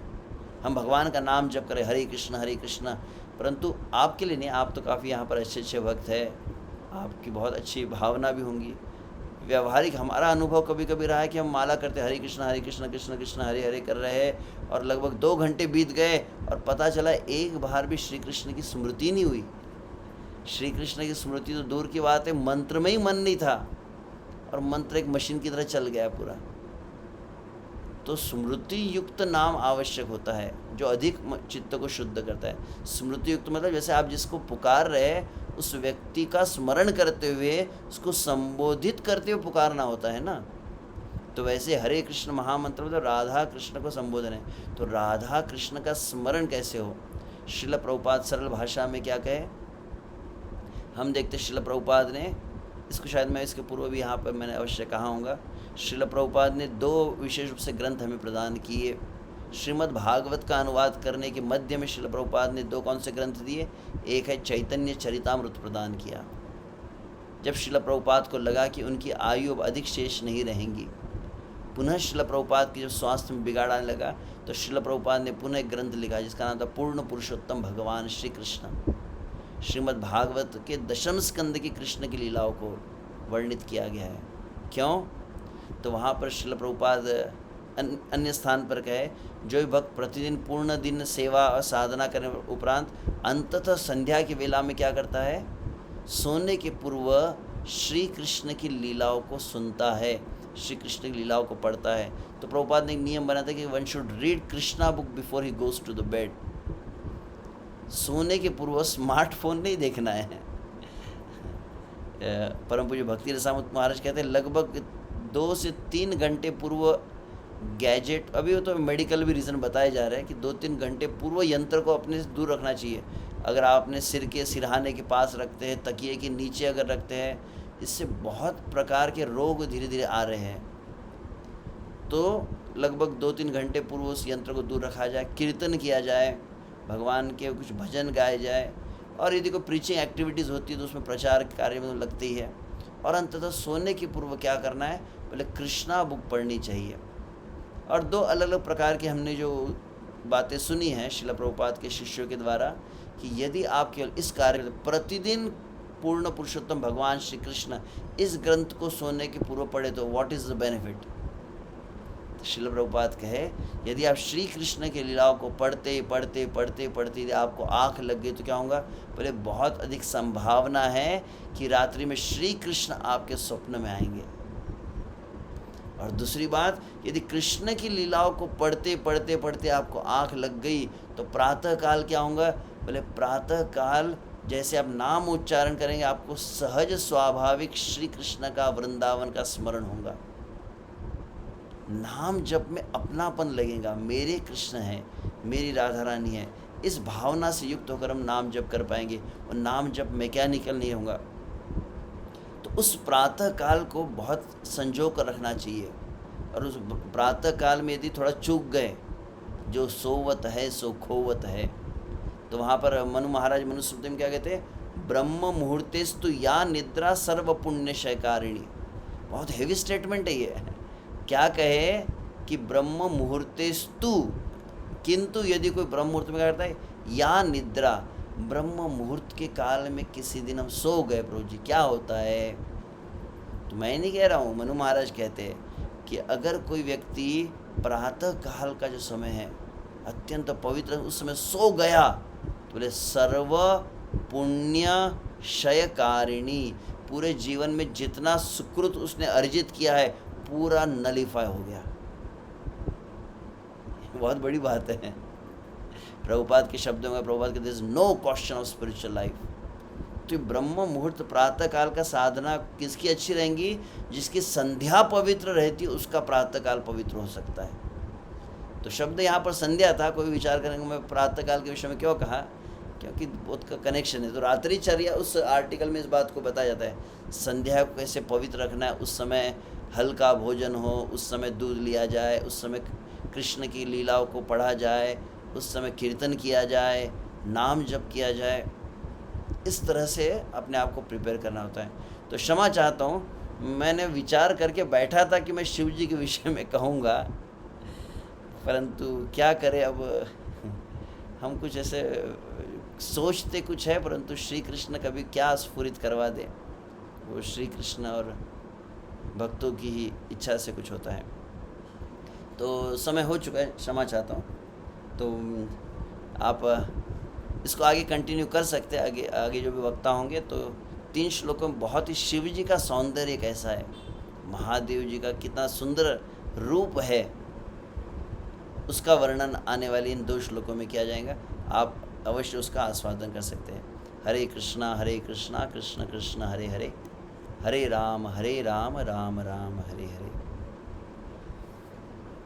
हरी हरी बोल प्रभु जी, बहुत अच्छे से आपने संध्या वेला का महत्व हमें समझाया। और आपने जैसा बोला स्मृति युक्त जाप करना चाहिए, तो प्रभु जी पक्का ट्राई करूंगी कि कृष्णा बुक पढ़ के सवेरे जाप करो और ट्राई करूंगी प्रभु जी। बहुत कठिन है लेकिन थैंक यू प्रभु जी। हरे कृष्णा प्रभु जी। धन्यवाद माता जी। आज की क्लास से लेकर आपका कोई प्रश्न है तो आप हैंड रेज कर सकते हैं और प्रभु जी से पूछ सकते हैं। हरे कृष्णा, दंडवत प्रणाम प्रभु जी। बहुत आनंद हुआ, आपने अच्छी तरह वेरी परफेक्ट क्लास दिया और सबको समझाया। बहुत आनंद हुआ प्रभु जी। हाँ, और आपने रिमाइंड कराया कि लोकनाथ महाराज को आप साथ उज्जैन गए थे। तो अभी तो महाराज को नेक्स्ट मंथ में 17 तारीख के आजू बाजू भी प्रोग्राम वृंदावन में है। बहुत बढ़िया। नमस्कार प्रभु जी। हरे कृष्णा, जय राधे। हरे कृष्ण। कामिनी प्रिया माता जी, आप अनम्यूट करिए। हरे कृष्ण प्रभु जी। दंडवत प्रणाम प्रभु जी। बहुत ही सुंदर क्लास। मैं कई दिनों से सोच रही थी इस बारे में, और लकीली आज आपने इस बारे में बात करी। प्रभु, मुझे ये जानना है कि मैंने रिसेंटली ये सुना कि ये जो आपने काल के बारे में बताया कि चंद्र रात के समय बहुत चंद्र मन का कारक होता है एंड ऑल दैट। तो मैंने अभी रिसेंटली ये सुना है कि जैसे पूर्णिमा आती है, जब चंद्र एकदम फुल मून कहते हैं, तो कहते हैं कि उस टाइम पे मैंने अभी सुना कि वो उसमें बहुत सारी नेगेटिव एनर्जी जागृत हो जाती है। तो क्या ये सच होता है प्रभु जी? मैंने यहाँ तक सुना कि जो हॉस्पिटल्स होते हैं, जो मेंटल असाइलम्स होते हैं, तो वहां पर पीपल जो भी पेशेंट रहते हैं, तो ड्यूरिंग पूर्णिमा उसके 1-2 दिन पहले या उसके 2 दिन बाद उनका मेंटल लेवल बहुत ज्यादा वो ज्यादा एग्रेसिव मोड में आ जाते हैं। तो प्रभु जी, क्या ऐसा सही होता है? मुझे तो अब तक ऐसा लगता था कि पूर्णिमा शुभ होती है, राइट? फुल मून में लोग ज्यादा मेडिटेशन करते हैं एंड ऑल। तो फिर ये जो मैंने जिनसे सुना वो बोले कि नहीं, पूर्णिमा नेगेटिव बहुत ज्यादा नेगेटिविटी लाती है। तो क्या ये सच है प्रभु जी? सही है भी, निसंदेह विषय से ऑलरेडी मैंने जैसे कहा कि चंद्र मन का देवता है, और अलग अलग उसका कनेक्शन बताया जाता है। उस समुद्र की जो लहरें होती है उस पर भी प्रभाव होता है। तो निसंदेह पूर्णिमा अमावस्या के विषय में बतलाया तो जाता है कि विश्व से कई जो नकारात्मक ऊर्जाएं होती है वे अधिक हावी भी रहती है उस समय, तो मन की चंचलता भी रहती है। परंतु इसको मैं कृष्ण भावना अर्थ सुन रहा था, उसमें कह रहे थे कि पूर्णिमा और अमावस्या आदि के समय ये अधिक क्यों वृद्धि हो जाती है? बोली ये समय केवल भजन करने के लिए होता है। कई लोग हम देखते हैं विश्व से जब वृंदावन में आते, ब्रज में एक परिपाठी है, कौन सी, कि गोवर पूर्णिमा को गिरिराज जी की परिक्रमा करते हैं, अमावस्या को वृंदावन की परिक्रमा होती है, और एकादशी बरसाना परिक्रमा, ऐसा कुछ एक विधान है जो भक्त लोग करते हैं। तो उस दृष्टि से हम उसको अर्थ को समझ सकते हैं कि हाँ, हमारे लिए अगर कुछ नकारात्मक भी है तो श्री कृष्ण का भजन करने के लिए हमको अवसर प्राप्त हो रहे हैं। जिस तरह से एक महाराष्ट्र में एक संत हुए जिनका नाम होता है तुकाराम महाराज। उनके शब्दों में कहा जाए, उनके जीवन में बहुत कष्ट आए, उनके जीवन में लगभग दिवाला निकल गया, उनकी संपत्ति और समृद्धि से विहीन हो गए। तो उन्होंने एक भजन लिखा जिसके बाद उनको साक्षात्कार हुआ और भगवान की भक्ति में लगे। तो उन्होंने सबसे पहले साक्षात्कार क्या लिखा, तो वो मराठी एक शब्द है, बरे झाले देवा निघाले दिवाळे, कि भगवान बहुत बड़ी कृपा की, आपने मेरा दिवाला निकाल दिया। और उसमें शब्द क्या कहते हैं, अनुताप तुझे राहिले चिंतन झाला हा वमन संसार। हे भगवान, मेरे जीवन में भयंकर विपत्ति और कष्ट आए, और जब विपत्तियाँ कष्ट आई तो क्या हुआ, बोले मुझे संसार की उल्टी होने लगी। झाला हा वमन संसार। तो उस दृष्टि से लिया जाता है। इसके ऊपर अब कई अलग अलग प्रकार के कोई ज्योतिष होते हैं, उनसे आप पूछेंगे तो अधिक आपको जानकारी दे सकते हैं कि हाँ नकारात्मक कुछ होती है उस समय मेंटल हॉस्पिटल, मतलब मन के ऊपर प्रभाव अधिक होता है, मन थोड़ा कमज़ोर हो जाता है, ऐसा कह सकते हैं। परंतु जिसका मन और चित्त श्री कृष्ण में लगा है, उसके लिए प्रत्येक तिथि, प्रत्येक मुहूर्त क्या है, एक अवसर है श्री कृष्ण के स्मृति को और अधिक बढ़ाने का। इस दृष्टि से हम ले सकते हैं। निसंदेह कुछ प्रभाव होता है, परंतु जितना अधिक आप श्री कृष्ण में लगते हैं उतना प्रभाव जो है, जब कृष्ण गृहित आत्मा, श्रीमद् भागवत सप्तम स्कंद में प्रहलाद के लिए जिसे कहा गया है, श्री कृष्ण ग्रह जिसको ग्रहण कर लेता है, ग्रसित कर लेता है, तो बोले अन्य ग्रहों का प्रभाव फिर उस पर उतना नहीं होता है। आशा करते कुछ आपके संतोषजनक कुछ उत्तर मिला हो, शायद पूरा न भी मिला हो तो, क्योंकि मैं ज्योतिषी हूँ नहीं। प्रभु जी बहुत सुंदर है। नहीं प्रभु जी बहुत सुंदर, क्योंकि मैंने भी हमेशा यही सुना है कि पूर्णिमा के दिन बहुत मेडिटेशन करना चाहिए, लाइक उसका बहुत मंत्र जाप करना चाहिए। मैंने ये रिसेंटली ऐसा सुना, तो आई थॉट आपसे क्लियर कर लो। प्रभु एक मेरा और प्रश्न है, आप और थोड़ा अधिक अध्ययन करेंगे, देखिए हर दिन में कुछ ना कुछ ऐसा भगवान व्यवस्था बनाते हैं कि अंततः गत्वा आप इस फाइनल कंक्लूजन में पहुंच जाए। कौन सा, स्मर्तव्य सततम विष्णु विस्मर्तव्यम न जातुचित। कभी आविर्भाव तो कभी तिरोभाव तो कभी अष्टमी तो कभी नवमी तो कभी पूर्णिमा तो कभी अमावस्या। हमारे लिए तो हर दिन किस लिए है, बोले नित्यम भागवत सेवया उसके लिए ही है। बहुत सही बात यार, बहुत सही प्रभु जी। प्रभु और एक प्रश्न है, आपने बताया कि वो जो आपने बताया कि जो अमृत वेला होती है और एक ब्रह्म वेला होती है। मैंने ज्यादातर सुना है कि सन्यासी लोग लाइक रात को 1 बजे उठ जाते हैं। प्रभुपाद के लिए भी सुना है कि रात को उठ के ही वाज डूइंग जो भी ट्रांसलेशन का काम करते थे। बहुत सारे सन्यासी के लिए सुना है कि वो 1 बजे। तो प्रभु जी ब्रह्म मुहूर्त ज्यादा अच्छा होता है राइट, अमृत वेला की कंपैरिजन में। तो फिर लोग सारे सन्यासी लोग ऐसा क्यों करते हैं कि वो अमृत वेला में उठ के वो अपना चैंटिंग करते हैं? ये आपने कहा कि ब्रह्म मुहूर्त अमृत वेला से श्रेष्ठ होता है, मैंने थोड़ी कहा मतलब मेरा ऐसा नहीं, मतलब ऐसा बताया ना आपने कि ब्रह्म मुहूर्त है वो कृष्णा का रिप्रेजेंटेटिव। Let me complete. तो generally for the average people, जिसे कहते हैं एवरेज प्रैक्टिशनर, स्पिरिचुअल प्रैक्टिशनर, जो एवरेज साधक है, उनके लिए प्रभुपाद ने कहा कि at least something is better than nothing, कुछ नहीं से कुछ भला। तो प्रभुपाद क्या कहते हैं, one must get up by 4 o'clock and attend Mangala Aarti. Prabhupada ji का जो प्रसिद्ध एक पत्र है जो अभिराम ठाकुर प्रभु को प्रभुपाद जी अपने शिष्य को लिखे थे, और आपकी जानकारी अभिराम ठाकुर प्रभु एक गृहस्थ थे जिनको संबोधित करते हुए प्रभुपाद लिखे, जिसमें कहा कि प्रत्येक भक्त को क्या करना चाहिए, कम से कम 4 बजे तक उठना चाहिए। प्रभुपाद जी कहे, इसका अर्थ क्या होता है, 4 जो है फाइनल पॉइंट है। 4 बजे मतलब बिगिनिंग नहीं है कि 4 बजे उठिए, फिर को 5 बजे उठिए, कोई 6 बजे उठिए, ऐसा नहीं होता है। मैं परम पूज्य भक्ति विकास महाराज से एक बार सुन रहा था, तो उन्होंने इस बात को कहा, 4 is the last, 4 is not the beginning. कभी कभी ऐसा लोग समझते हैं। तो वैसे देखा जाए तो क्रमशः जब आप भक्ति में प्रगति करते हैं, विशेष रूप से गुरु वैष्णव की कृपा से, कृत्रिम रूप से नहीं हो सकता। अभी सुन लिया आपने प्रवचन और आपको एकदम जोश आ गया, कल से मैं 1 बजे उठ जाऊंगा, तो क्या होगा, आपके होश उड़ जाएंगे फिर आप हैंडल नहीं कर पाएंगे। उसके लिए सबसे पहले गुरु वैष्णव का आशीर्वाद चाहिए, और क्रमशः आप साधना नियमित करेंगे। पहले अगर 4 बजे का अभ्यास करते, धीरे धीरे 3:30, तो जो भक्त क्रमशः प्रगति करता है, जैसे हम सुनते हैं परम पूज्य भक्ति तीर्थ महाराज के बारे में। परम पूज्य भक्ति तीर्थ महाराज भी प्रतिदिन जो कई ग्रंथों का वितरण करते थे, श्रील प्रभुपाद के शिष्य, और लगभग 9-10 बजे वे शयन करते थे और नित्य प्रति वे लगभग 1:30 से 2 बजे उठते थे, ये मैंने सुना है उनके विषय में। और 2 बजे उठकर फिर लगभग 6-7 बजे तक उनकी 40 से 50 माला होती थी, बतलाया जाता है। और उसके उपरांत वो पूरा दिन जो है अमेरिका में अलग यूनिवर्सिटीज़ में जाके प्रभुपाद जी ग्रंथों का वितरण करते थे।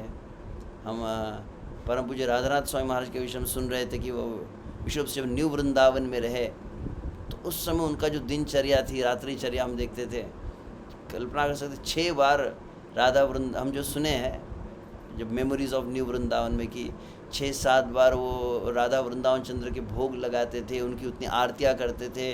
अंततः उन्हें कहा गया कि 24 घंटा कीर्तन करना है, रात्रि के समय को कीर्तन के लिए नहीं है, तो आधी रात को कीर्तन करते थे मंदिर में बैठकर। फिर वो कीर्तन हो गया, फिर वो मंगल आरती को जाते थे, फिर वो भगवान की आरती करेंगे, फिर भगवान को मंगल भोग लगाएंगे। ऐसे निरंतर उन्होंने कई वर्षों तक किया है।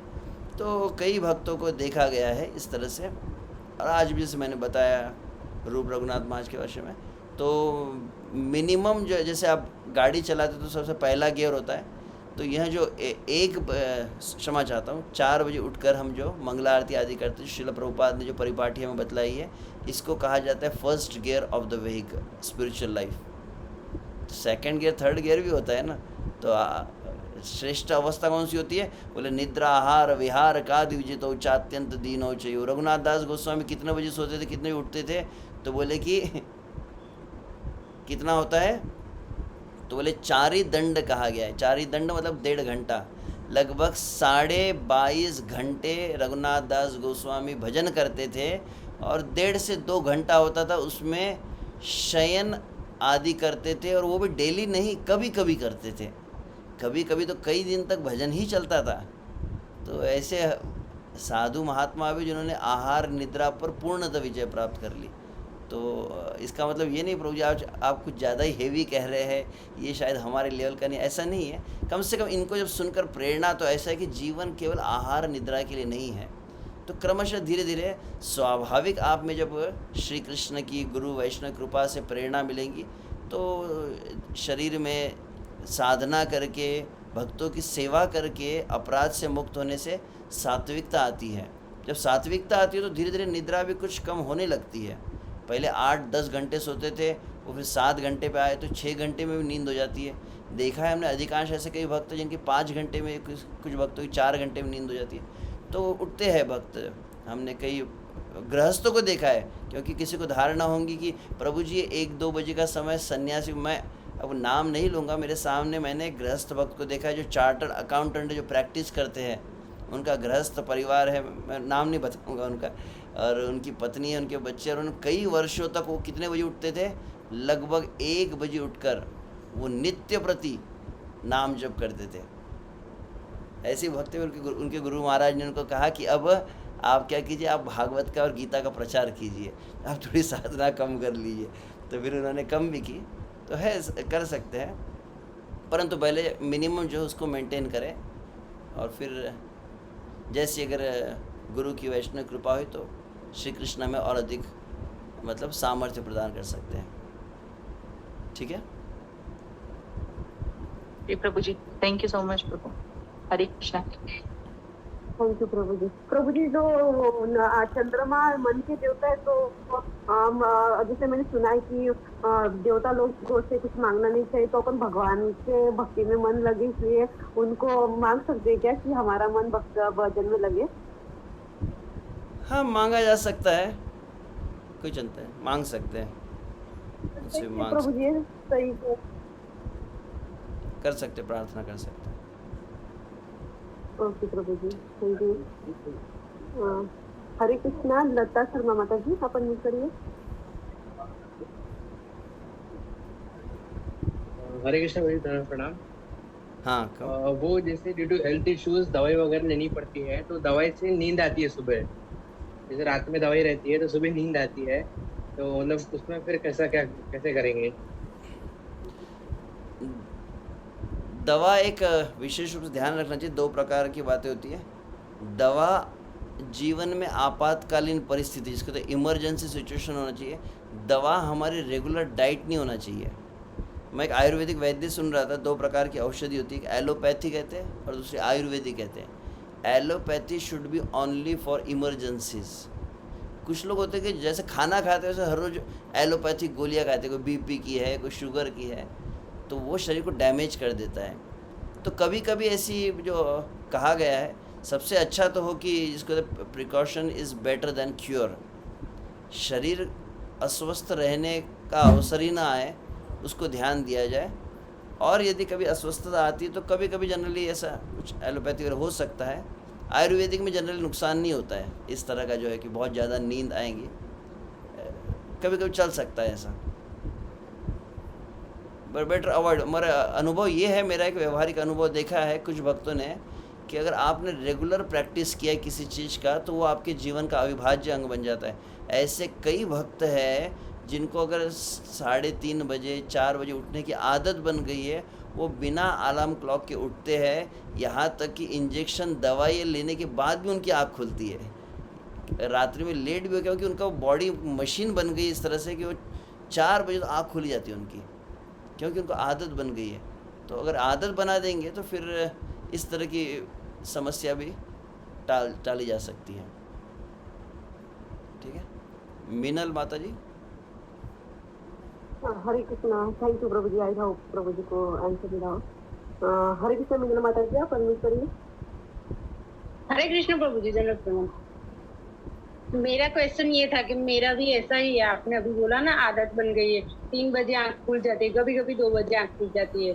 तो पहले पता नहीं था, लेकिन आज की क्लास में पता चल गया कि 2 बजे भी आंख खुले, 1:30 बजे भी तो जपमाला कर सकते हैं। तो मेरा क्वेश्चन ये था कि हम कभी मतलब 1-1:30 बजे से जपमाला कर सकते हैं ना, आपने अभी बोला वो। इसको अब अभी घर वाले को दिक्कत होती है प्रभु जी कि आप क्या रात पूरी रात में जपमाला करते मारा करते मैं वही कहने 6 बजे नींद आ जाती है। ठीक है, आपने खुद ही कह दिया, मैं वही कहना चाहता था। आप जब किसी फैमिली में है, हमारे मंदिर में चल जाता है, घर में ऐसा करना आप शुरू कर देंगे तो घर वाले बोलेंगे भूत बन गया ये तो, आधी रात को उठ रहा है, भूत की ऐसा। तो थोड़ा घर की समस्या हो सकती है। थोड़ा आप फैमिली है कि जॉइंट फैमिलीज होती है कुछ, उसको हैंडल कर लीजिए। या अपना जनरली कुछ लोग अपने पर्सनल रूम रखते हैं, तो सोते कितने बजे उठते कितने बजे पता नहीं चलता है। हमने देखा है कुछ गृहस्थ वक्त हैं अपना अलग रूम रखते हैं ताकि फैमिली मेम्बर्स को इतना पता न चले कब उठते हैं। तो थोड़ा फैमिली का ध्यान रखिए, ऐसा ना हो कि घर में कुछ आपके ऊपर वो कुछ ट्रीटमेंट करना शुरू कर देगी, इसके ऊपर कुछ मन प्रभाव हो गया, या आधी रात को भूत की तरह उठ जाती है। तो थोड़ा ध्यान रखिए इस बात का। और जैसे मैंने कहा, अगर आदत बन गई है, आपके दैनंदिन क्रियाओं को भी डिस्टर्ब नहीं करा तो ठीक है। अन्यथा कोई लोग अगर ऐसे जल्दी उठने का आर्टिफिशियल अगर वो नकल करने का प्रयास करेंगे तो क्या होगा, पूरा दिन वो फिर सोते भी रहेंगे, ऐसे भी हो सकता है। तो एक स्वाभाविक रूप से होता है धीरे धीरे अभ्यास के बाद। ठीक है, हरे कृष्ण। और दूसरा प्रश्न ये था कि हम लोग जो निर्जला एकादशी करते हैं, मैंने अभी स्टार्ट की, तो वो उसमें डिफरेंस क्या है, उनका फल में क्या डिफरेंस होता है, निर्जला और फला जला वो फलार करते हैं उसमें बहुत ज़्यादा डिफरेंस क्या होता है? ठीक है। माधव तिथि भगति जननी जतों ने पालन करी। हमारे लिए एकमेव फल यही है कि श्री कृष्ण को प्रसन्न करते हैं हम। श्री कृष्ण की भक्ति प्राप्ति होती है, भक्ति बहुत तीव्रता से बढ़ती है। इट वर्क्स लाइक एलिवेटर, आप कह सकते हैं कि भक्ति बहुत जल्दी मल्टीप्लाई होती है अगर यत्न पूर्वक, मतलब सावधानी पूर्वक यदि कोई एकादशी का अभ्यास करता है। एक में यही प्रयोजन है, हमको कोई फल नहीं प्राप्त करना कि इससे क्या फल मिलेगा। हालांकि कुछ होते हैं जो फल अलग अलग बताए जाते हैं। जहाँ तक फल प्रश्न है, निर्जल, सफल और फिर साबूदाने वाली एकादशी, तो भगर वाली एकादशी, तो फिर एकादशी का पिज़्ज़ा भी है, तो फिर एकादशी का वो पास्ता भी आता है, एकादशी इडली आती है, एकादशी ढोकला आता है। तो कौन सी एकादशी क्या हो, तो वैसे देखा जाए शास्त्र की दृष्टि से, मैं श्रील प्रभुपाद एक शिष्य पर मुझे भक्ति विश्रम्भ माधव स्वामी महाराज से प्रश्न पूछा था। उन्होंने कहा था जितनी एकादशी होती है, आइडियली प्रत्येक एकादशी निर्जल ही होती है, वैसे देखा है। और हमने कुछ भक्तों को देखा है ऐसे जो प्रत्येक एकादशी 12 महीने एकादशी निर्जल ही करते हैं, ऐसे कोई ब्रह्मचारी से मैं मिला भी हूँ। तो आइडियली बेस्ट वही होता है, प्रैक्टिस जो है उतना नहीं कर पाते तो बोले ठीक है जल के साथ कीजिए, और केवल जल के भरोसे में आप नहीं कर पाते तो फिर कहते फल के साथ कीजिए। तो एक तो निर्जल होता है, या फिर सजल होता है, या फिर सफल होता है। अब उसमें भक्तों ने कुछ ऐड कर दिया है कि ठीक है प्रभु जी बगर खाया क्या, फिर साबूदाना खाया क्या, फिर गाजर लेना चाहिए क्या, फिर टमाटर लेना चाहिए क्या, फिर ये चटनी खाया क्या, फिर गाजर का हलवा बनाया क्या फिर अभी ढोकला है तो इडली है तो सांभर है, क्या क्या कई चीज़ें बनती जा रही है। तो मेन प्रयोजन क्या है कि शरीर पर जो फोकस्ड है वो कम हो और श्री कृष्ण पर का भजन में वृद्धि हो, ये उसका मेन प्रयोजन होता है। तो जैसे भी आपको संभव हो तो कर सकते हैं। तो वैसे देखा जाए तो सभी एकादशी निर्जल होती थी। भीमसेन समस्त एकादशी को निर्जल नहीं, क्योंकि एक किसी वक्त ने पूछा कि प्रभु जी भीमसेन क्या साल की एक ही एकादशी करते थे क्या वो भीमसेन एकादशी कहते ना निर्जल को। तो फिर मैंने किसी वरिष्ठ भक्त से पूछा था, ऐसा नहीं था कि भीम सब एकादशी करते थे, परंतु तो सभी एकादशी निर्जल नहीं कर पाते थे, तो इसलिए उनके लिए एक एकादशी निर्जल कहा गया। ये मैंने सीनियर भक्त से सुना था। ठीक है, हरे कृष्णा। समय काफ़ी हो गया तो प्रभु जी तो नहीं ले सकते दोनों, दो क्वेश्चन एक चैट बॉक्स में और ये हैंड रेटिंग करो। हाँ कहिए। आप बताइए प्रभु जी आपके टाइम के हिसाब से। नहीं आप कहिए, मैं I am available for your service. आप सभी से दो लास्ट क्वेश्चन प्रभु जी। एक चैट बॉक्स में है, अपूर्वा माता जी पूछ रही है कि हरे कृष्ण प्रभु जी, गंधर्व मुहूर्त में बहुत प्रेतों की एक्टिविटीज देखी जाती है, तो उसका क्या कारण हो सकता है? उसका कारण है हमारे जिसके विशुभ से जो कहा कि कुछ लोगों को मध्य रात्रि के समय से प्रेत है या भूत प्रेत ऐसे कुछ अगर स्वप्न आते तो मूलतः उसका कारण तो प्रारब्ध होता है। हर एक का अपना प्रारब्ध होता है। पिछले जन्म में कुछ ऐसे कुकर्म हुए हैं जिस कारण से वो परिणाम दिख रहा है, और उसमें विशुभ से जिसके ग्रह कमज़ोर होते हैं, ग्रह आदि कमज़ोर होते, प्रारब्ध उस पर हावी होता है।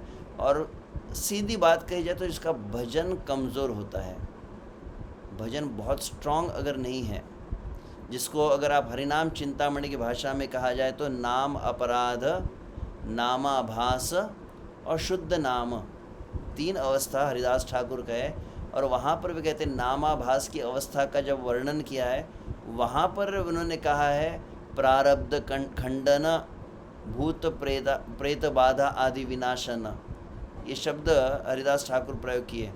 नाम अपराध की अवस्था में प्रारब्ध पूरी तरह खंडित नहीं होते, कुछ मन की शांति मिलती है, कुछ ऐसा पीस ऑफ माइंड मिल सकता है। प्रारब्ध तो पूरे कटते नहीं है नाम अपराध में। नामाभास वह अवस्था है जहाँ पर कूटम बीजम प्रारब्ध के अलग अलग प्रकार जो होते हैं वो कट जाते हैं, और विशुभ से ये जितने भी जो प्रेत बाधा और ग्रह बाधा, ये जो दोष है, इसका निवारण नामाभास में होता है। तो हमारे लिए अगर कृष्ण भावना की दृष्टिकोण से सरल उत्तर कहा जाए तो जितना अधिक हम अपने नाम जप को ठीक करेंगे उतना इन चीज़ों से हम क्रमशः मुक्त हो सकते हैं। आशा करते हैं आपके प्रश्न उत्तर मिला। ललिता कुंड माता जी। थैंक यू माता। हरे कृष्णा। अमृत करी माता जी। हाँ कहिए। हरे कृष्णा, दंडवत प्रणाम प्रभु। हरे कृष्णा। हाँ बोलिए बोलिए माता जी। हाँ प्रभु जी, अभी जैसा माता जी ने पूछा कि 2 बजे आँख खुल जाती है, तो 2 बजे अगर 2 बजे या 3 बजे जब जैसे हम उठते हैं तो बिना नहाए हम जब कर सकते हैं? इसके ऊपर एग्जैक्ट शास्त्र किया जा सकता है विशुभ से मंत्र जप के लिए, क्योंकि देश काल आदि की पवित्रता अपवित्रता का नहीं कहा गया है। तो जनरली मैं दोनों प्रकार से उत्तर दूंगा। एक है कि जनरली एटलीस्ट हाथ मुंह पैर धो लेते हैं और मंत्र जप किया जा सकता है, परंतु उसमें अब दूसरी बात भी मैंने सुनी कि विशेष रूप से जिस तरह से आप श्री विग्रह की अर्चना करते हैं, श्री विग्रह की अर्चना को जितने पवित्रता से करें भूत शुद्धि होती है, स्नान होता है, फिर आचमन होते हैं, तिलक आदि होता है, पवित्र वस्त्र आदि होते हैं। समस्त विधियों के साथ में जब आप श्री विग्रह की सेवा करते हैं तो उसमें विशेष फल प्राप्त होता है। वैसे ही नाम भी हमारा विग्रह है। और साथ ही में एक बहुत महत्वपूर्ण बात है कि आप जो गुरु के द्वारा प्राप्त की हुई जप माला है, तुलसी की माला, तुलसी की माला कोई डेड मैटर नहीं है, निर्जीव वस्तु नहीं है। ये साक्षात वृंदा देवी है जिनकी सेवा आपको गुरु के द्वारा प्राप्त हुई है। विश्व से हम सुनते हैं आचार्य के द्वारा कि आप जब माला पर जप करते हैं, प्रत्येक जब मोती का स्पर्श करते क्या भावना रहती है? तुलसी महारानी जो श्री कृष्ण के चरण कमलों के आश्रय ली हुई है, उन तुलसी महारानी को हम स्पर्श कर रहे हैं। मतलब तुलसी महारानी के माध्यम से हम राधा कृष्ण के चरणों का स्पर्श कर रहे हैं प्रत्येक मंत्र का उच्चारण करते समय। तो वहाँ पर मैं एक भक्त से सुन रहा था कि विशुभ से one should treat one's beads, chanting beads, as the worshipable deity. इस दृष्टि से देखा जाए तो प्रयास करना चाहिए कि अगर आप स्नान करके अपनी जो दीक्षा की जो माला होती है उस पर जप करेंगे तो ज़्यादा अधिक अनुभव, मेरा व्यक्तिगत अनुभव देखा है। और पहली बात ये भी मैं कहूँगा कि अगर कोई जल्दी उठकर नाम जप करता है तो विशुभ से अपने समय आप पब्लिकली बहुत ज़्यादा बताया मत कीजिए। उससे क्या होगा, दो दोष आ जाते हैं। पहला अहम दोष आता है और दूसरा कहीं ना कहीं है ना फिर कृपा भी चली जाती है। जैसे आप उसको एडवर्टाइज करें, मैं इतने जल्दी उठ जाता हूँ, ऐसा एकदम पब्लिकली कहना उतना आवश्यक नहीं है। तो मैं एक अनुभव जो बतला रहा हूँ कि दोनों प्रकार का अभ्यास करके भक्तों के द्वारा देखा गया है। एक है कि आप जल्दी उठ गए, जितने बजे उठते हैं, और उठते वक्त आपने हाथ मुँह धोकर माला लेकर नाम जप करने लगे, वही कीजिए। और क्या कीजिए, सिर्फ 10-15 मिनट थोड़ा एक्स्ट्रा लीजिए, स्नान करके फिर माला को हाथ लगाइए। आप देखिए थोड़ा सा अंतर आता है। थोड़ा मतलब पवित्र वस्त्र पहनकर आप माला जप करेंगे तो अधिक लाभ होगा।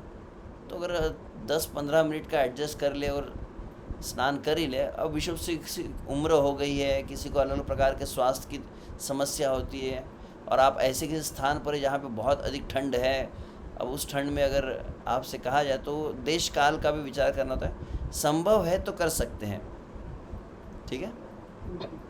हाँ, और एक प्रश्न था प्रभु, पूछूं? आप पूछ लीजिए आप। जैसे कि अभी अभी मैंने सुना था कि गायत्री लेडीज नहीं कर सकती, ये सही है? यहाँ श्रील प्रभुपाद ने तो ऐसी बात नहीं कही है। श्रील प्रभुपाद ने स्वयं माताओं को भी गायत्री मंत्र प्रदान किया है। हाल ही में किसी वैदिक जो हमारे मतलब बहुत ही बड़ी वैदिक शास्त्रों को जो ज्ञाता है, जो बहुत यज्ञ आदि करता है, ऐसे वरिष्ठ वक्त से मैं चर्चा कर रहा था। उन्होंने कहा था कि वैदिक परंपरा में स्त्रियां भी गायत्री करती है। ऐसा कुछ नहीं है कि स्त्रियां भी अर्चना करती है, ऐसे उन्होंने मंत्र मुझे बताया, श्लोक भी बताए कि ऐसा कुछ है नहीं। इस तरह की धारणा है तो की जा सकती है, करते हैं। ठीक है, ठीक है, ठीक है, ठीक है, हरे कृष्ण। तो प्रेम प्रिया पद्म माता जी, हरे कृष्णा प्रभु जी। हाँ, आज की कथा को वाइंड अप करें यहाँ पे प्रभु जी। यस कर। थैंक यू प्रभु जी, आपने बहुत सारा समय दिया हमें, धन्यवाद प्रभु जी। वांछा कल्पतरुभ्यश्च कृपा सिंधुभ्यैव च पतितनां पावनेभ्यो वैष्णवेभ्यो नमो नमः। अनंत कोटि वैष्णव वृंद की जय, श्रीला प्रभुपाद की जय, श्रीमद् भागवतम महापुराण की जय, हिज ग्रेस अनंत शेषादास प्रभु जी की जय, समस्त वैष्णव वृंद की जय। हरि हरि बोल। थैंक यू वेरी मच प्रभु जी।